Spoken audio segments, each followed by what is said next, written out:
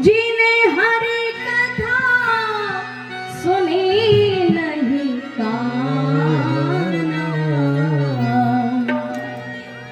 जिने हरि कथा सुनी नहीं काना, श्रवण रंग हरि भवन समाना, श्रवण रंग हरि भवन समाना, श्रवण रंग हरि भवन समाना, श्रवण रंग हरि भवन समाना, मंगल भवन अमंगल हारी, मंगल भवन अमंगल हारी, जब हो सुधा सरथ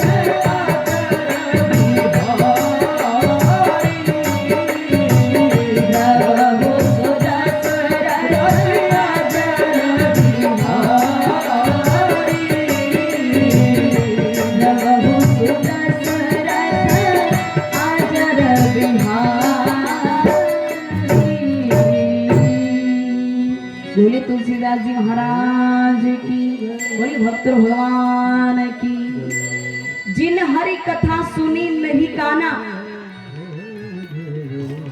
बाबा तुलसी जी कहते हैं कि जो कान कथा के अंदर नहीं लगते वो कान एक सांप के बिल के समान बतलाए हैं। किसके समान? सांप के बिल के समान। कि ये जो कान है, हम कथा तो सुन रहे हैं पर इधर सुनते हैं और इधर वो सांप भी यही करता है, अपने बिल में जाता है फिर बाहर आ जाता है, बिल में जाता है फिर बाहर आ जाता है। तो कथा भी यही हो रही है, अठिनो भरे नठिनो जरे।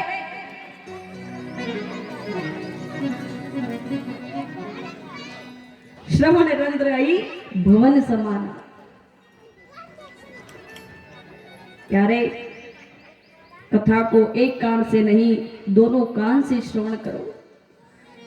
10,000 कान जितनी शक्ति मांगी आज पृथु महाराज ने, यज्ञ नारायण भगवान ने आशीर्वाद दिया है और यहाँ पर सभी बड़े प्रसन्न हो जाते हैं।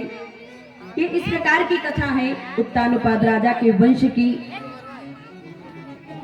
अब यहाँ पर नरकों की कथा आती है। नरकों की कथा में आपने अजामिल की कथा को सुना होगा। अजामिल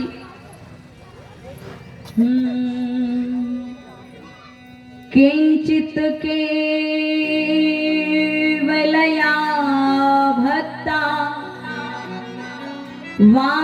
वासुदेव परायण अधम भुवन्ति कासेन निहारमीच भास्कर। अजामिल बहुत बड़े विद्वान हैं, ब्राह्मण हैं। ब्राह्मण के घर आज उन्होंने जन्म लिया। रोज का नियम क्या है? साधु ब्राह्मणों का, हम वैष्णव हैं, ब्राह्मण हैं, तो हमारा रोज का नियम क्या होता है? सबसे पहले उठ करके हम अपने हाथों के दर्शन करते हैं। आप दर्शन करते हो कि नहीं? ऐसा नहीं कि हम साधु ब्राह्मण नहीं है तो हमारे नियम नहीं, क्योंकि व्यक्ति जन्म से नहीं कर्म से ब्राह्मण बनता है। कर्म यदि हमारे अच्छे हैं तो हम वैष्णव हैं, ब्राह्मण हैं। व्यक्ति कर्म से ब्राह्मण बनता है। तो यहाँ पर हमारा नियम होना चाहिए, क्राग्रे वस्ते लक्ष्मी कर मध्य सरस्वती कर मूले तो गोविंद प्रभाते कर दर्शन।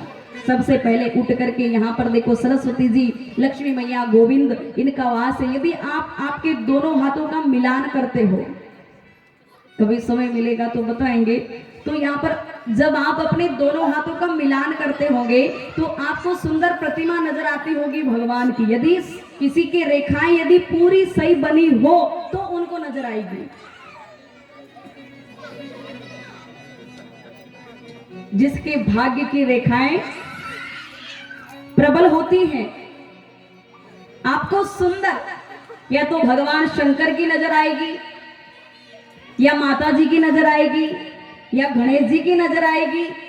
आप देखना घर जाकर के, आपको जल्दी समझ में नहीं आएगी ये रेखाएं, इसको कम से कम साल भर तो लगेगा। भाई एक दिन में ही सारा काम थोड़ी ना हो जाता है। समय से पहले और भाग्य से अधिक कभी किसी को कुछ नहीं मिलता है।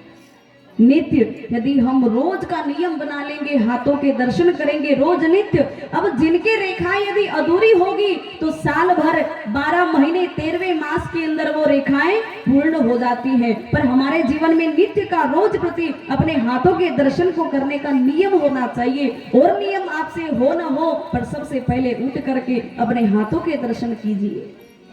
क्राग्रे वस्ते लक्ष्मी कर मध्ये सरस्वती कर मूले तो गोविंद प्रभाते कर दर्शन। तो यहाँ पर अजामिल का नियम, स्नान ध्यान के बाद भगवान की पूजा अर्चना करके सूर्य नारायण भगवान को जल चढ़ाना। नित्य का रोज का नियम, पिताजी के साथ में हवन पूजा पाठ में जाना। पर मेरी माता बहनों महानुभाव, चाहे कोई कितना भी बड़ा विद्वान हो, ज्ञानी हो, पर कहीं न कहीं ऐसी परिस्थिति आ जाती है कि हम अपने सतमार्ग से भटक जाते हैं। तो यहाँ पर क्या हुआ, अजामिल के साथ में, पिताजी के साथ में जब हवन के लिए जा रहे थे तो मार्ग में उन्होंने एक सुंदर सी वेश्या को देखा बहुत सुंदर। तो अजामिल सुंदरता पर मोहित हो गए और धीरे धीरे प्रेम करने लग जाते हैं। एक दिन हुआ, 2 दिन, नित्य प्रतिरोज जब भी जाते पिताजी के साथ में तो धीरे धीरे उनका प्रेम बढ़ने लगा। अजामिल को जब वेश्या से प्रेम हुआ, पिता से शादी के लिए कहा, पिता ने मना कर दिया, पर यहाँ पर अजामिल नहीं माना। वेश्या से शादी करके वेश्या को जब अपने घर में ला करके रखा तो यहाँ पर साधु ब्राह्मण धर्म का अपमान किया है, पिता का कहा नहीं माना, तो पिताजी घर छोड़ करके चले जाते हैं। अब जब वेश्या को घर में ला करके रखा, आस पड़ोस के गांव के, नगर के जितने भी आसपास गांव के थे, सभी कोई अजामिल को पूजा पाठ के लिए बुलाना पसंद नहीं करते थे कि अरे वेश्या को घर में ला करके रखा, ऐसे पंडित को बुला करके क्या करना, कोई बुलाता नहीं। अब थोड़े दिन तो अजामिल ने जो पास में धन था उसका उपयोग किया, पर कुछ ही महीनों में वो सारा धन समाप्त हो गया। अब खाए तो क्या खाए, कोई पूजा पाठ के लिए बुलाता नहीं, अब करे तो क्या करे, मंत्र के अलावा कुछ काम करना आता नहीं था। तो धीरे धीरे अजामिल ने क्या किया, चोरियां करनी चालू कर दी। चोरियां करने, आसपास घरों में चोरी करके जो भी मिलता उससे जीवन चलाने लगा। अजामिल धीरे धीरे बुरी संगत में पड़ जाता है। धीरे धीरे अजामिल का जब पाप पड़ा, अब गांव के अंदर तो चोरियां करने लगा, पर धीरे धीरे सभी लोग सतर्क रहने लगे। तो यहाँ पर दिन के अंदर जो भी राहगीर यात्रीगण जाते तो अजामिल क्या करता, उनको भी नहीं छोड़ता, उनको भी लूट लेता था। अब धीरे धीरे समय बीतता गया। एक दिवस अजामिल जब बाहर गया हुआ था, 4 संत आए, अजामिल के यहाँ दरवाजा खटखटाया, वेश्या घर से बाहर आई। संतों ने कहा कि बेटी हमें भोजन करना है, भोजन करा दीजिए। तो यहाँ पर वेश्या ने कहा, महाराज मुझे क्षमा करिएगा, मैं जात से वेश्या हूँ और आपका धर्म नष्ट हो जाएगा, मैं आपको भोजन नहीं करा सकती, मना कर दिया। अब यहाँ पर संतों ने विचार किया, अब आ तो गए, किसके दरवाजे पर जाएंगे, बेटी एक काम करो, जो भी रूखा सूखा सामान हो हमें दे दो, हम तो हाथों से बना करके भोजन कर लेंगे। वेश्या कहने लगी, महाराज सामान तो मैं आपको दे दूंगी, भोजन भी कर लेना, पर समय होते मेरे पति यहाँ घर पर नहीं आए उससे पहले यहाँ से चले जाना। संतों ने कहा, बेटी ऐसी बात क्यों है, अरे मेरे पति का स्वभाव थोड़ा अलग है, वो किसी को भी छोड़ते नहीं हैं, हर एक जो भी यात्री यहाँ पर आते हैं सबको लूट लेते हैं। तो महाराज मैं क्षमा चाहती हूँ, भोजन करके आप समय पे चले जाना। संतों ने कहा ठीक है चले जाएंगे। अब वेश्या तो अपने घर के अंदर आ जाती हैं। संतों ने भोजन बना करके भोजन किया। रात्रि का समय संतों ने विचार किया कहाँ जाएंगे, वहीं बाहर सो गए। अब रात्रि के समय अजामिल आया। अजामिल ने बाहर संतों को देखा, घर के अंदर गया। अब दोनों पति पत्नी की बात चली। अजामिल कह रहा था आज मैंने इसको लूटा, ये किया, वो किया, इतना धन मिला, ये हुआ। अब ये सब बात कौन सुन रहा है? संत सुन रहे हैं। संतों ने विचार किया कि जिसके घर का अन्न खाया है उसके घर का हमें कल्याण करना चाहिए। ये इतना दुराचारी महापापी है तो आज ये सत्य मार्ग से भटक गया है, जात से ब्राह्मण है, पर ये अपने सत्य मार्ग से, कर्तव्य से विमुख हो गया, तो इसको सत्य मार्ग दिखाना होगा। जीवन में पाप तो करने जा रहा है पर इसको ज्ञात तो कराना चाहिए, क्योंकि इसके घर का हमने अन्न खाया है।